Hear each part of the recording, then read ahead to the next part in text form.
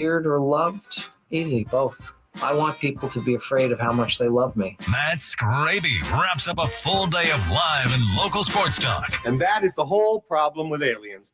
You just can't trust them. Occasionally you meet a nice one, but usually they turn out to be some kind of big lizard. The Skraby Show starts now on 97.3 The Fan. Welcome in to the Skraby Show. I'm Matt Skraby. If you didn't know, I was just on, so I think you may know that my voice is coming from Matt Skraby. I'm already being weird on this show. Today has been kind of a weird day. I gotta say, it's been fun. We had a really fun show with Tony and Chris, but I really don't feel like people are listening to me about this whole Roomba situation. So do your own research, everyone. Do your own research out there, because that is something that you need to know about.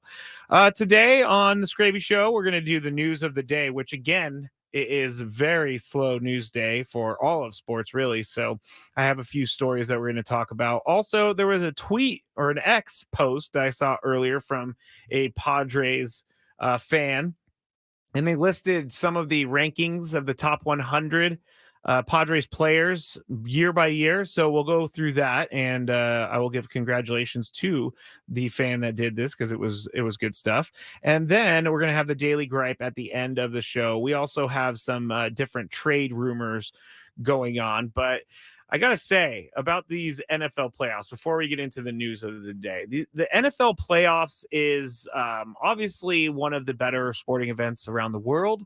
But I got to say, I'm really, really, really, really excited for this weekend's playoffs. There's a couple new teams. You got the Texans with CJ Stroud. You got the Packers with Jordan Love. You got a lot of teams that you just didn't really expect to be there. And I like to see the different teams. I really do. I want to see the Texans in the playoffs, because now the Patriots aren't in the playoffs anymore. The Titans aren't in the playoffs anymore. And I like seeing different teams. That's why I like the college football playoff this year, because we saw Washington, we saw Michigan, we saw Alabama and Georgia. Not Georgia. We saw Alabama. And why am I forgetting the third team? Doesn't really matter. Ohio State, I think. Anyway, I like that there was different teams, and I like that the championship game was Michigan and Washington, because you get that matchup often, and you don't get these matchups often as well. I took a lot of heat earlier because thank you, a random hand. It was Texas, not Ohio State. They got snubbed. So thank you. If you want to watch me on YouTube, or if you want to listen to the show on YouTube, you can. You just need to search 97.3 The Fan, and you can go to the live section and click on that. You could also chat, which is where I get most of the comments from all of you out there. So the chat on YouTube or Facebook is the best way to go about it. But anyway, I took a lot of heat earlier for my opinion that Brock Purdy was the number 3 quarterback in the playoffs right now. And I took a lot of heat because I put him ahead of Josh Allen. And I really don't understand why it's so crazy to think that Brock Purdy is a better quarterback than Josh Allen. Now, physical talent-wise, I know that Josh Allen is a better quarterback in that regard. He has the size, he has the speed, he's got the arm, but he's also a gunslinger. And you know what happens with gunslingers? They turn the ball over a lot. He didn't turn the ball over the weekend, but I just don't have confidence that Josh Allen's going to be able to go out there and he's going to be able to play a clean game. There's just something about Josh Allen that sometimes he has these great plays, like the run that he had, the 52-yard run. He had a great run, but then there will be a play like 2 plays later, or whenever he gets back on the field, and he's going to be running in circles. He'll throw an interception. He'll throw a bad interception. When they played the Dolphins for the division, he opened up the game with a couple bad interceptions. So that is the reason I put Josh Allen lower than Brock Purdy. And no, Yvette, it's not because I'm a Niners fan. I am actually harder on my team than I am on other teams. And Brock Purdy has done pretty well this year. And I don't think that Brock Purdy, it's crazy to say he's a good quarterback, because Brock Purdy, you still have to be the guy to lead a team to the playoffs. And he was that guy. I know he has Christian McCaffrey. I know he has Debo, but I really think that Brock Purdy should be getting a little bit more respect here. And Brock Purdy is someone I want as my quarterback because he doesn't turn over the ball. He threw for 4,280 yards this year, Brock Purdy, 31 touchdowns, which is third in football, and he only threw 11 interceptions. And his quarterback rating in the entire NFL was the highest. So I know you can say game manager, and I know that you could say that he has a great team around him. But when Brock Purdy's doing stuff that Joe Montana has never done for the organization or Steve Young has ever done for the organization, then I think you're doing something right. And I think he needs a little bit more respect. It's 70% completion percentage. I mean, I can't really remember before the last couple of years, I can't even remember a 49ers quarterback throwing for 4,280 yards or more. So I think that Brock Purdy definitely deserves to be on this list. All right. I got to do this. I keep putting it off because there's literally no news. So let's get into our news of the day. And I'm going to bring up the news that we just talked about in the show a little bit ago on Gwen and Chris. And that would be an Athletic article from Ken Rosenthal and co. And he was writing about the Astros making a push for Josh Hader. We'll get into that in just a second in a separate news story, because the Astros going after Josh Hader doesn't make sense to me because of the price tag. And so because the Astros, they definitely spend money, but they're not it doesn't seem like a team that would spend $100 million on a closer anyway. The number one news story would be after last season, and this is from The Athletic. After last season's trade deadline, owner Jim Crane of the Astros acknowledged the team pursued both a starter and reliever from the Padres, but the duo never got on the board. Though he did not name them, Crane presumably meant Hader and Blake Snell, neither of whom changed teams.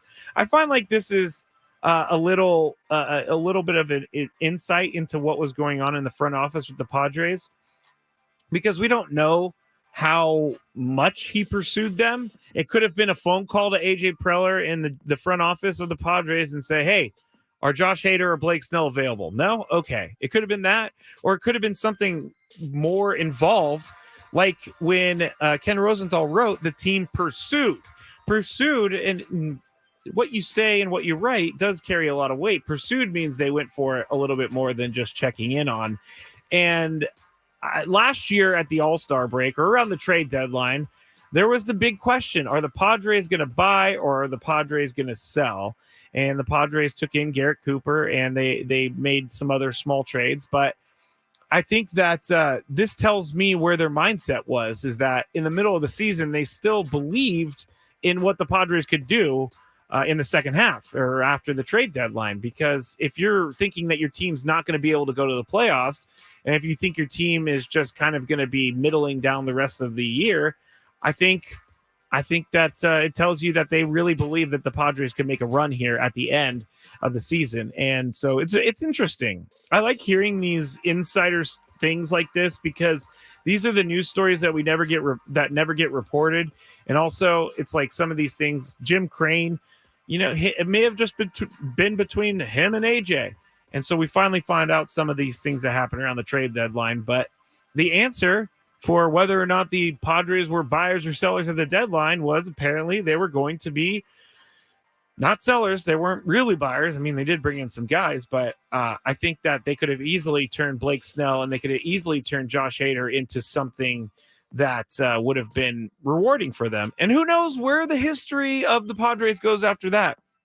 And I'm not talking about a big, I'm not talking about like the rest of history, but I'm just talking about the rest of the season, the rest of the off season. If they bring in some major league ready players, let's say they traded Josh Hader away. They bring in some major league ready players.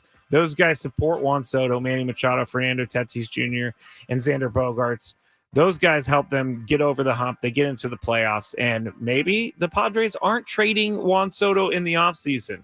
But this didn't happen, so of course we can only speculate on what would have happened. But I do think this little news tidbit is pretty interesting, because it does show that the Padres stayed put. And now, again, I'm saying that without knowing what was offered. So if something was offered that, was decent, then and AJ said no, that tells me something. If nothing was offered and AJ said no, that also tells me something.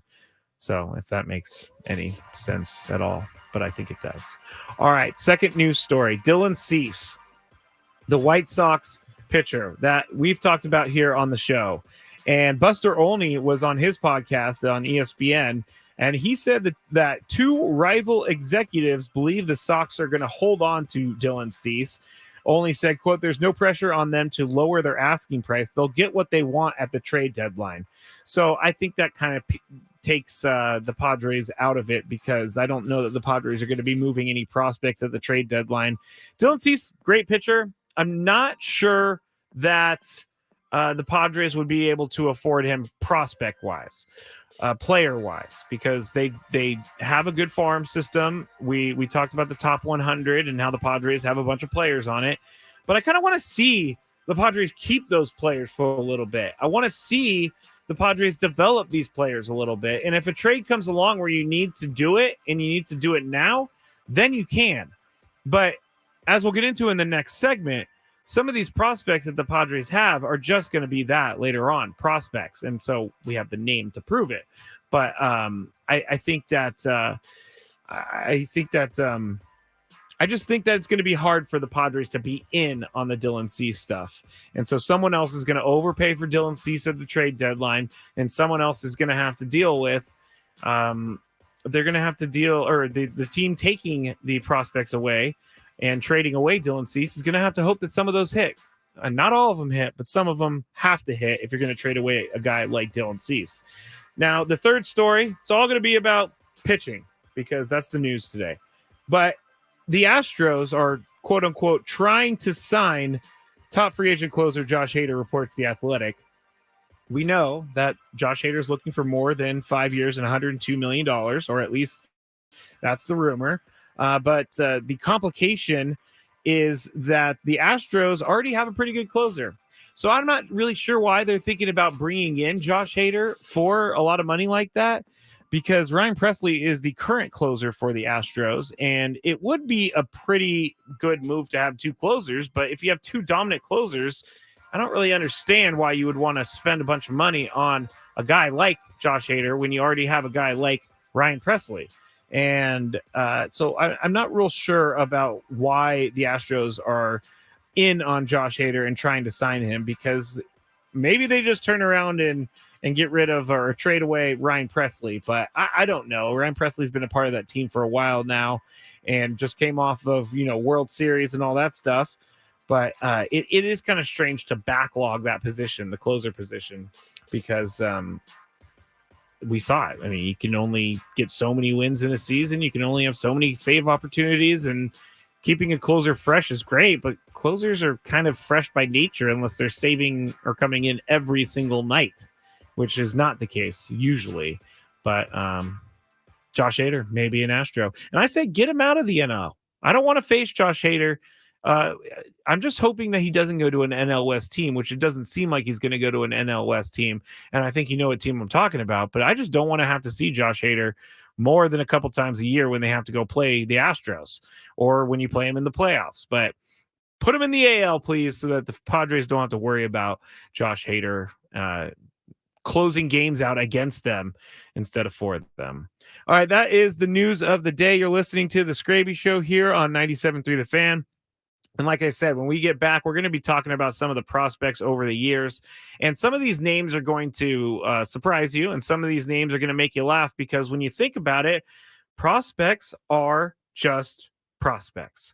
So that's what we'll be talking about here on the Skraby Show when we get back on 97.3 The Fan. Follow 97.3 The Fan on the Odyssey app, and you'll receive push notifications.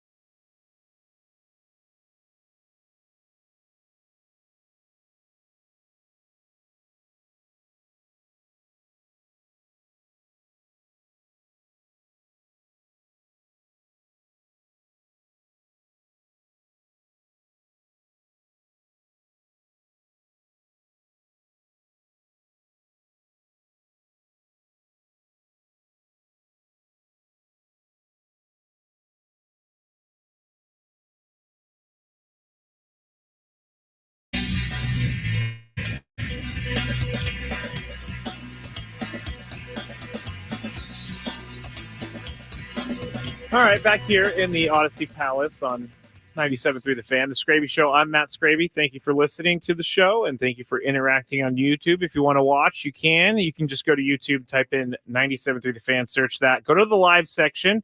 You can also catch it on Facebook, and you can catch it on X as well. We have a couple things to talk about here in this segment, but during the break, Adam Klug, my boss, texted me with a very good point. He was saying, because I was talking about why would they have two closers, the Astros, with Ryan Presley already being there, and then these rumors that the Astros are going to bring in Josh Hader and sign him to a deal as well. So I was like, why would you have two closers? And this was right in front of me, but I needed it spelled out apparently. Adam said Presley in the 8th and Hader in the 9th would be nasty, or vice versa, which it would be nasty. But I would think if you're a closer like Ryan Presley, wouldn't you want to stay a closer? Isn't there more glory in being a closer rather than an 8th inning guy? And I guess you are going to, I guess you can, hang your hat on that you're helping your team by getting him through the 8th inning. I feel like that would be, that would rub some guys the wrong way. And it's, I guess it is a demotion in my mind, because going from a closer to an 8th inning guy, the closers is what everybody's going to talk about.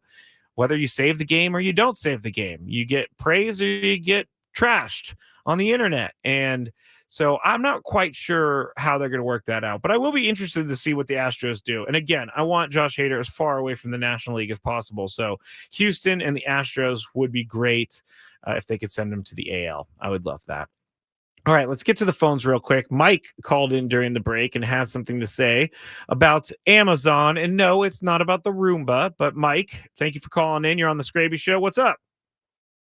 Hey, yeah. Hey, I was listening to, I think you or Chris and Glenn earlier. And, yes. It's an absolute, I think, 100% deal about Amazon sliding in to become a major player in the baseball. And that's because if they're going to be taking over for Bally Sports, you know that Major League Baseball is cutting them a deal also, saying like, hey, yeah, because Amazon has the money. And that's what Bally Sports did. Yeah. Bally Sports have the framework. They have, all the technical stuff. They have the as they say, good bones. So Amazon's just going to slide right in there, and they're getting their foot in the door. And I honestly believe in a couple of years that they will be a major player.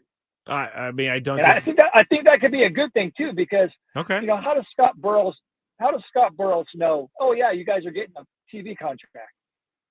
I don't know. I don't really know. So, that's an interesting question, but he has his sources. That's why he's so good. But I agree with you. I think that this is going to happen in a couple of years. I mean, it's already happening. So why wouldn't it just accelerate, right? I think it's a win-win for everybody, really. I mean, Amazon stepping up, and all these other teams that didn't have a contract anymore, maybe they got one. But I really enjoy you, and it's fun to listen to you on your own, man. All right, thank you, Mike. Hey, I appreciate that. Thanks for calling in. Anybody can call in 833-288-0973, but I appreciate Mike for calling in and bringing that, because, I sit in this room with Chris all day, and Chris does not want to do the streaming thing at all. And I understand some of his points, but we will be talking a lot about where sports are going to be offered here in the next 2 years, in the next 5 years. We're going to be talking about soon, and it's already happening. So just strap in for hot takes on streaming services and what the sports streaming is going to do. I know that seems like a boring topic, but it really affects every single sports fan. If you're listening to this station right now, you in some way like sports. And so you probably watch sports on TV. But now it affects you because you have to go either buy Prime or buy Peacock, and you have to do all that. So we've already been over that a million times. I don't need to rehash any of that, but thank you for the phone call, Mike. We will keep on that for everyone. So this tweet that I found this morning, and I'm going to say the fan or the X account is at Padre Fan Dan. Seen his contributions here and there. I came across this and I thought it was pretty interesting because I remember we did an all producers show back in, 2019, 2020, something like that. Before the pandemic, we did an all producer show, and it was myself, it was Braden, it was Paul Reindl. And Mookie Betts was still in Boston. And I remember us talking about whether or not the Padres should go all in and get Mookie Betts for the stretch run of that season, and or even bring him in the offseason, because Mookie Betts was, likely going to be out in Boston. And I said, hug all the prospects. Make sure you don't trade him for Mookie Betts. And the reason I said that is because he was going to be a rental. He was not going to be a guy who was going to be a full season guy at the time that they were talking about trading for him, because he was not under contract. He needed to get back under contract. That's why the Red Sox decided to let him go. It was getting a little complicated. They thought they could get some value for him. But so I said, don't trade the prospects, because you need these prospects for later. Well, I guess I was kind of wrong in that, because this list kind of proves that I was wrong. And here we go. So at Padre Fan Dan, I guess I will retweet this right now, repost it at Matt Skraby if you want to look at the full list. But here in 2018 were the top 100 prospects, and I will go from the bottom to the top. And the first one is Anderson Espinoza. He was the 89th ranked Padre prospect it's top 100 prospect of 2018. And he's no longer with the team. I know that they tried very hard to get him going, but it didn't work out. And then you have someone who's still with the team, Adrian Morejon. He was number 50 prospect. So he is someone that we've seen, and he's going to play a big role, I think, this coming season. And so he still is kind of yet to be determined. But I will say I wouldn't have been sad to see him go in a big trade or anything like that, based on what we know now. Nothing against him as a guy. It's just his production hasn't been what I think the Padres may have thought he would be at this point in his career. He's also dealt with injury as well. So I think it's going to be a huge year for Morejon. And then you have at number 42, you have Michel Baez, who's not with the team. He had a few goes at it here and there. And I don't really know that Michel Baez had, enough time to really do anything to endear him to the Padres fans or the organization. But he was number 42 in 2018. Then you have Cal Quantrill, number 40 top 100 prospects in 2018. Now, Cal Quantrill was someone that I know that our show, Gwen and Chris, and I know that myself, we wanted to keep Cal Quantrill as a part of the Padres roster and rotation.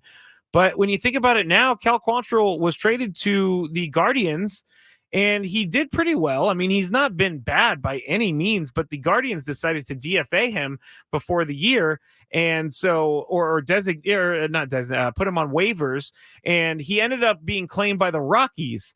And so now Cal Quantrill is with the Rockies organization, and that seems like a pretty terrible place for someone who's younger and someone who's trying to figure out how to pitch consistently at the major league level. But Cal Quantrill, who knows where he goes after the Rockies.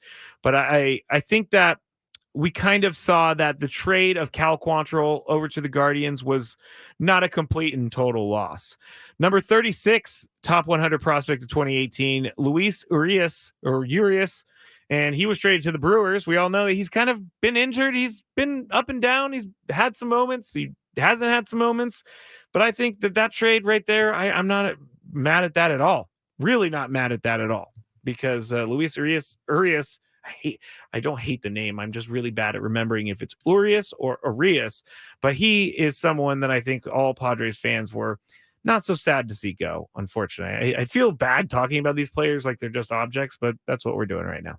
And that's what we do in sports talk anyway. Number 19, Mackenzie Gore.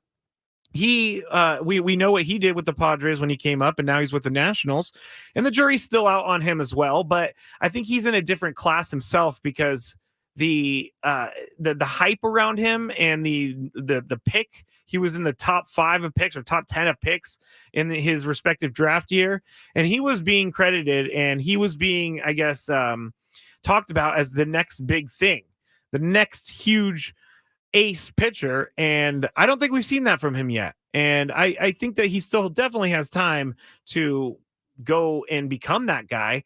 But with what we saw in the minor leagues and what we saw when he was trying to come up through the minor leagues with the struggles that he had in the lost season of 2020, I think that the development of Mackenzie Gore isn't up to where I think the Padres would have wanted him to be if he was still on the team. So him going in the trade for Juan Soto, That's good. It might hurt later on, but we still don't know what Michael King can do. We still don't know what Drew Thorpe and Brito and Vasquez. We don't know what they can do. So we're still kind of figuring out if that was a huge loss for the Padres to trade away Mackenzie Gore. Now, the number 11 top 100 prospect of 2018. And if you're just tuning in, I'm reading these names because it just kind of proves that prospects are just that, prospects, and you should trade your prospects if a team's willing to take them for a good major league ready player. But the number 11 player was Francisco Mejia, who ended up going to the Rays and then the Guardians, and I honestly don't know where he is right now. So I can say that I actually thought Francisco Mejia was going to be, something for the Padres, but he just never really was able to get it all together. He was injured as well, so he is not living up to that 11th ranking in the top 100 prospects of 2018 at this moment. And then number 8 top 100 prospects of 2018, Fernando Tatis Jr. It's not even a question, and it's kind of even weird to see him at number 8 because he's always been at the top of all the lists that I've ever looked at. So the top 100 contained 2, 4, 6, 8 Padres players. And if we look back at it, we got 2 players on this list are still with the team, Fernando Tatis Jr. and Adrian Morejon. So that kind of tells you that prospects are kind of expendable. And I think that you need to keep the guys that you think have the chance to be really great, and the other ones you can trade away. Because if someone's willing to take a value on a player that you really don't know what he's going to do, sometimes you just need to do it and get it over with. And that's what AJ has done a couple times. Now, again, they put one together for 2019, and they have a lot more players. Most of the players are the same, but you have guys like you have Tatis at number 2, top 100 of 2019. Then you got guys like Chris Paddock, who's number 34. And just a year later, Francisco Mejia dropped all the way down to 26. You also have Luis Patino, who is with was traded to the Rays, and then he ended up getting dropped by the Rays, going to the White Sox, and then he's now with the Padres again. See what he can do. You also have Ryan Weathers at 93, and 74 would be, I believe, Logan Allen would be the guy that it was the 74th best or top 100 prospects of 2019. And so I will give credit to @PadreFanDan. They end their tweet with, seriously, folks, moral of the story, trade the prospects. Now, I am looking at the chat right now. Thank you, Ham, because Mejia apparently signed a minor league contract with the Angels. But the beef on the YouTube chat says Salas, Merrill, and Leonidas are don't trades. And I guarantee you that unless they're going to get another type of Juan Soto player, I don't think Salas is going anywhere. I think he might be, and we've asked this question to people before, but he might be the one player in the entire minor league organization or minor league system for the Padres that they will not trade under any circumstances. He's only 17 and he's already still turning heads each and every day. He is doing things that 17-year-olds don't do at the professional baseball level. And Ethan Salas is going to be coming to a major league Padres uniform near you very soon. Maybe not this year, maybe not next year, but very, very soon, which leads me to believe like Luis Campusano, he's, going to be getting the job this year. He's probably looking over his shoulder a little bit, or maybe he's not. I would if I was him, like not because I'm afraid that he's going to be taking my job, but he's a good baseball player. And as soon as he can play, he's going to be on the big league roster. And as soon as he can contribute to this team, he's going to be on the big league roster. And Luis Campusano may have to take a back seat, but he also has a say in that, Luis Campusano, because he can play really well and he can be a great catcher, and he can make the Padres force them into a tough decision on whether or not to, go with Ethan Salas as the starting catcher or go with Luis Campusano. So I'm excited to see what Luis Campusano can do this year too. He had some great moments last year. Injuries really hurt him, so hopefully he can stay healthy. But I think, those names prove that sometimes prospects are just that, prospects, and you can trade them away. You might lose a good one. You might lose someone that could be someone down the road. But if you want to win now, best way to do it is get a major league ready player. You already know what they can do. And I'm going to thank, again, Padre Fan Dan on X for putting this together so I could talk about it tonight. And good list, and good thought right there. Good topic for the Skraby Show tonight. I'm Matt Skraby. Thanks for listening on 97.3 The Fan. I'm on YouTube. If you would like to watch the show, you can go to YouTube and just search 97.3 The Fan. I've said that so many times today, I feel like I'm saying something wrong. But when we get back, we have our daily gripe. We also have, some, I guess, MLB players that are active, and they're the closest to becoming Hall of Fame locks. I came across this earlier, and our guy, Matt Snyder, who joins Quinn and Chris all the time, has a list of active players that are the closest to being Hall of Famers. So I'll throw some of those names out there as well when we get back on the Skraby Show on 97.3 The Fan. Quinn and Chris on the Fan. They didn't have Devo. They didn't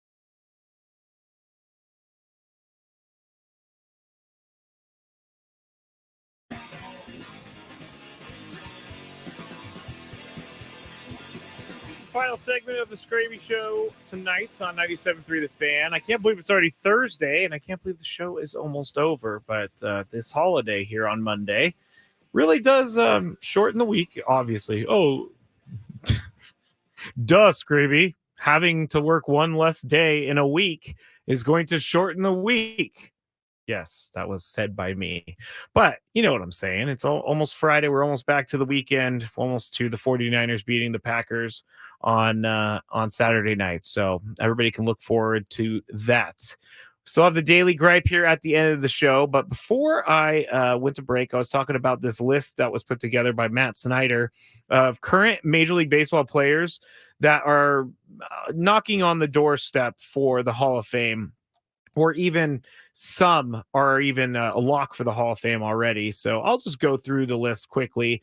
Mookie Betts is his number one, and I can see why, because Mookie Betts is very good. He's won an MVP, 3 second place finishes. He was arguably the best player on both of his World Series teams. He has 6 Gold Gloves, 6 Silver Sluggers. And if Matt Snyder said, if you look at his WAR on a per season basis, he's already the 16th best right fielder all time in WAR. So Mookie Betts is number one. Number 2, Paul Goldschmidt, playing now with the Cardinals, but Goldschmidt, as we know, can hit very well. He had a pretty bad year last year, but he needs to get over 2,000 hits, which he can do this year, but he needs to get at least close to 1,500 RBIs, Matt Snyder is saying. If he got 400 homers, he would be able to get into the Hall of Fame for that. Number 3, Freddie Freeman. I guess it's enough said. Freddie Freeman's a hitting machine. He went over 2,000 hits last season. He's on pace for over 3,000. He's the active leader with doubles and runs. And he also has 1,143 RBIs and 321 home runs. Freddie Freeman is a no-brainer here, even though he plays for the dreaded Dodgers. He's a 7-time All-Star. He's been an MVP. So I think there's no argument there with Freddie Freeman. Now, number 4, if you're looking at the stats, I'm sure that Chris, I'm sure that if Chris were here, he would scream. Actually, let me play something. Okay, Chris, the number 4 player on this future Hall of Famer list is Nolan Arenado. Name and logo. There we go. I got Chris's reaction in, but Nolan Arenado, as much as we give him on this show and we want Manny to win a Gold Glove over him, he's won 10 Gold Gloves and 6 Platinum Gloves. I think that resume speaks for itself, and he can hit, he can do it all. So Nolan Arenado is someone that's probably going to be in the Hall of Fame, especially when you got 10 Gold Gloves and 6 of them Platinum. The number 5 player, Bryce Harper. I'm surprised we haven't seen this one earlier. Bryce Harper is one of those guys who was big time hype coming out of high school, big time hype when he got with the Nationals, but he's one of those guys who's lived up to the hype. And I think him, maybe LeBron James, are the only two that have had as much hype around them as they did, and they were able to live up to it, which is hard to do, because I know that we like to build up people in our lives and in the media, and when I know we like to tear him down, but no one's been able to tear down Bryce Harper yet. He's just been awesome for any team that he's played for. He's only 31. He has hit 16 home runs in just 49 playoff games, and he's now the one of the best first basemen in the league, because he's going to be playing first base this year. He, according to Matt Snyder, he needs some more hits. His injuries have piled up a little bit, which keeps him away from trying to get these milestones of 2,000 hits. He has 1,500 hits, just over 1,513.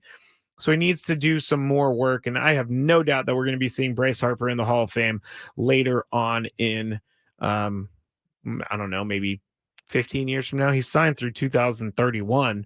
So if he retires in 2031, it'll be 2036. So 12 years from now. All right, here's why I even brought up the list to begin with in the first place. Manny Machado is the number 6 on the list of guys that are pretty much surefire Hall of Famers that are active right now.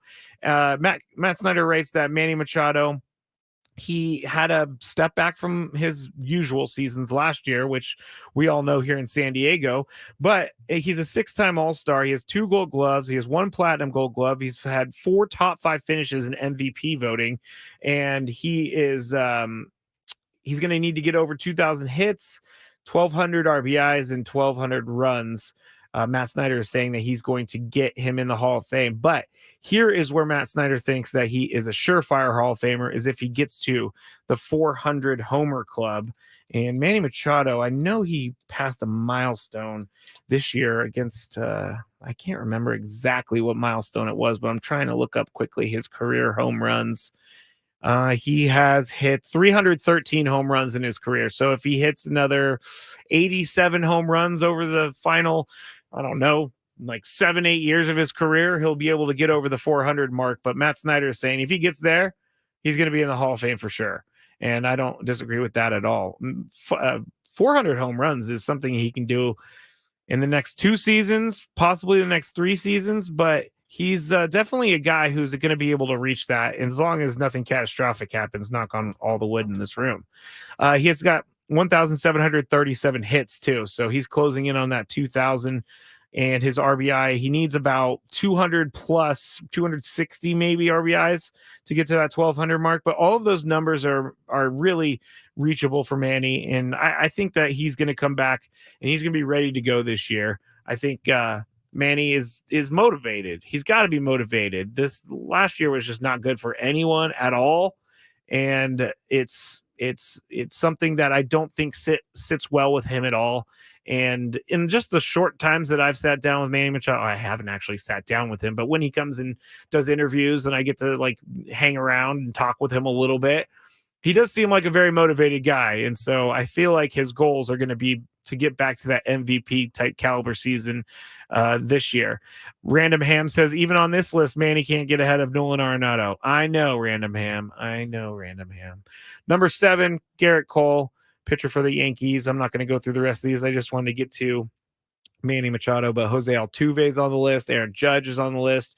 Aaron Judge is on the list because he's probably going to hit a bunch of home runs, and he's also a very good player, but he's there. And then Kenley Jansen is the final one on the list. I'm trying to look at some of the others. I guess Trey Turner was just outside the top 10.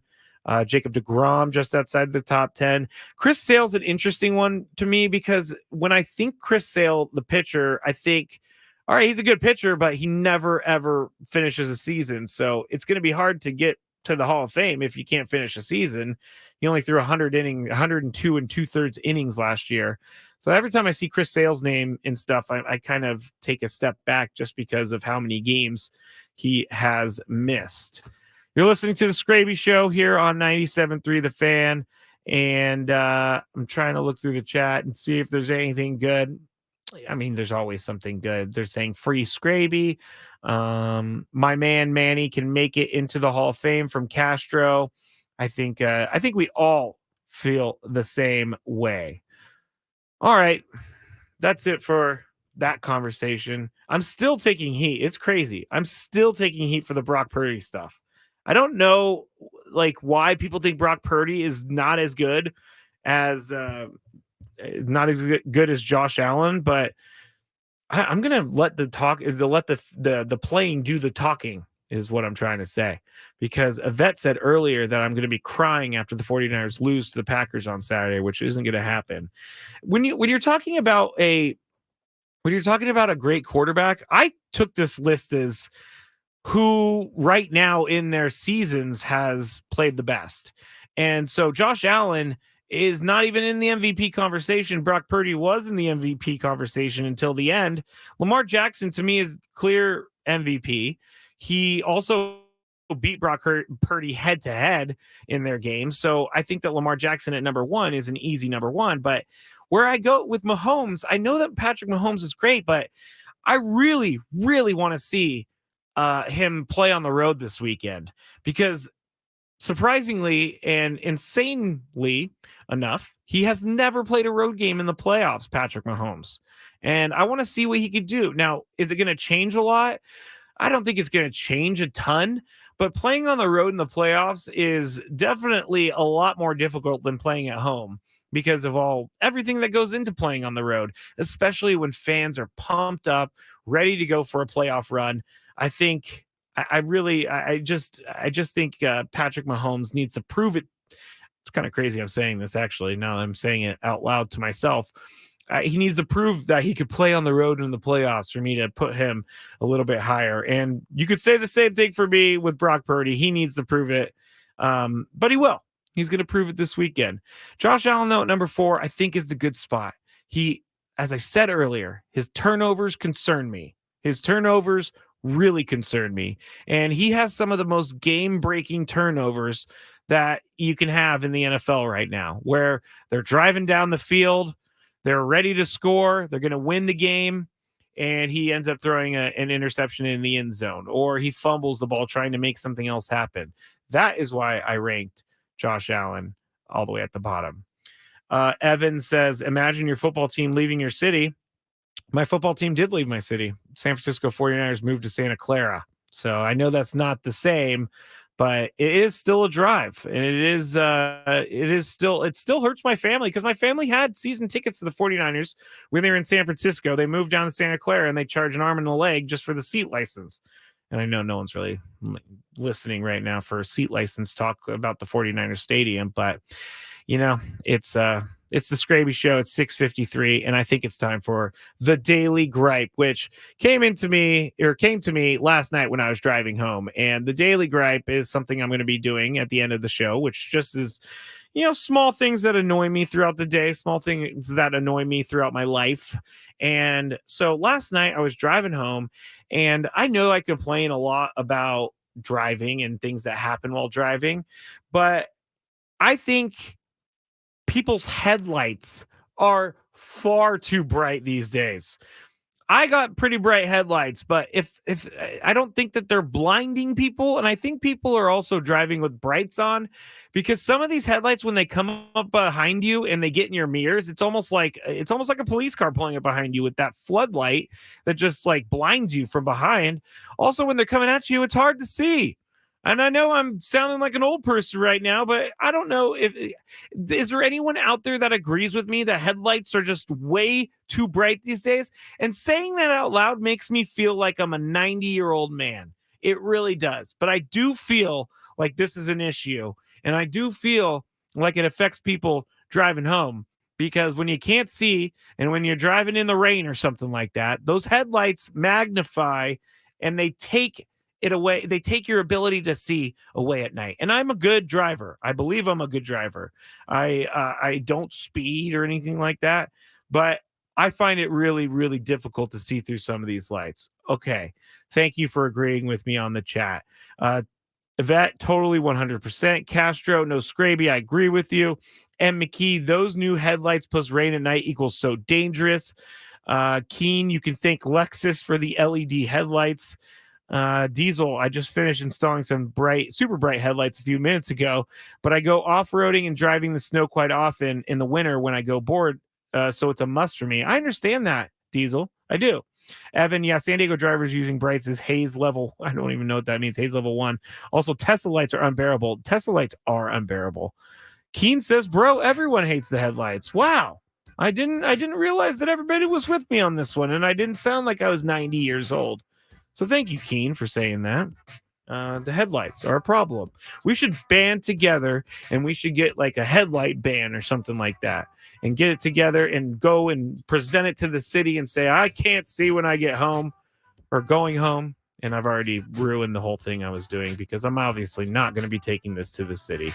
But thank you very, very much for listening to the Skraby Show. Thank you for listening to Gwen and Chris, Ben and Woods, Annie and Elston. Tomorrow we are back, and we are going to be having a countdown. We're also going to, I'm sure, talk about the NFL playoffs, and they're going to rip me a little bit about my Brock Purdy pick. But we will be back tomorrow, and I will be back for the Skraby Show tomorrow night, starting at 6 p.m. Appreciate you all for listening.